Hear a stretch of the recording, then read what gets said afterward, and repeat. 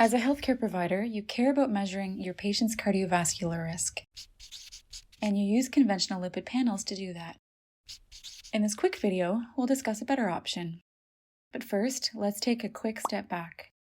ApoB lipoproteins are particles made up of varying amounts of triglycerides and cholesterol, most of which is cholesterol ester.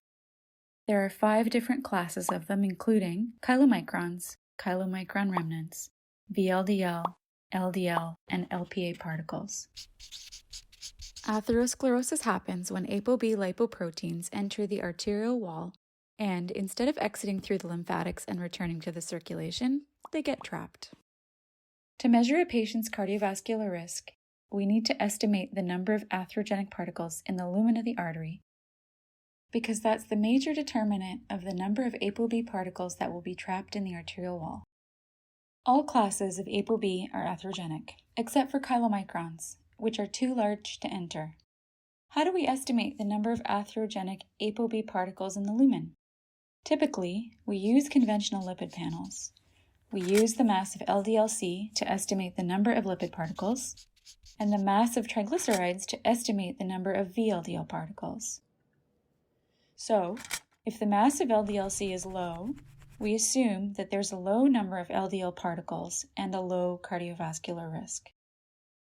And if the mass of LDL-C is high, we assume that there's a high number of LDL particles and a high cardiovascular risk. And we do the same thing with triglycerides and VLDL particles.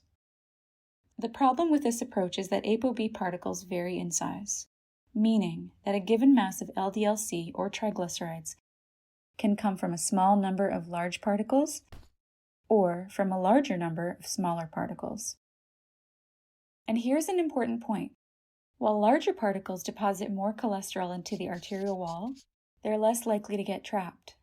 Smaller particles have less cholesterol, but they are more likely to become trapped. Why is that important? Because your patient's conventional lipid panel could show you a normal LDL-C mass, and you could decide that they present a low cardiovascular risk, even if they have a large number of very small LDL particles in the lumen of their arteries, which could get trapped in the arterial wall. Or conversely, their conventional lipid panel could show a high mass of LDL-C, and you could conclude that your patient presents a high cardiovascular risk, even if they have a smaller number of large LDL particles, which are less likely to get trapped in the arterial wall.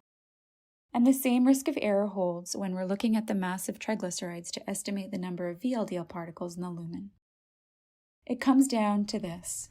The most accurate way to estimate the number of atherogenic particles that could get trapped in the arterial wall is not the mass of triglycerides or cholesterol in the lumen, but the total number of ApoB lipoprotein particles in the lumen. The more particles there are in the lumen, the more particles are likely to be trapped in the artery wall. And can that be measured? Yes. Plasma ApoB can be measured rapidly and accurately using standardized automated tests that don't require patient fasting. And because each ApoB lipoprotein particle, regardless of its size, always has one molecule of ApoB, plasma ApoB is the total number of all ApoB lipoprotein particles. Now, of course, that number will include all classes of ApoB lipoprotein particles, but the vast majority of them will be LDL and VLDL particles, which are equally atherogenic.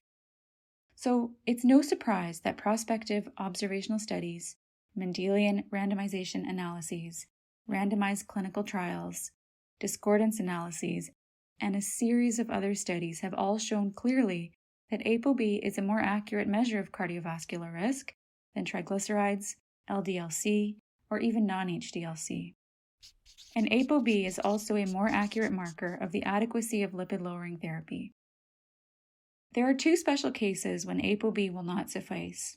These include dysbeta-lipoproteinemia and hyperchylomicronemia. These cases are very rare and are best managed by lipid specialists. In the next video, we'll discuss how to use ApoB in clinical care for both diagnosis and for treatment.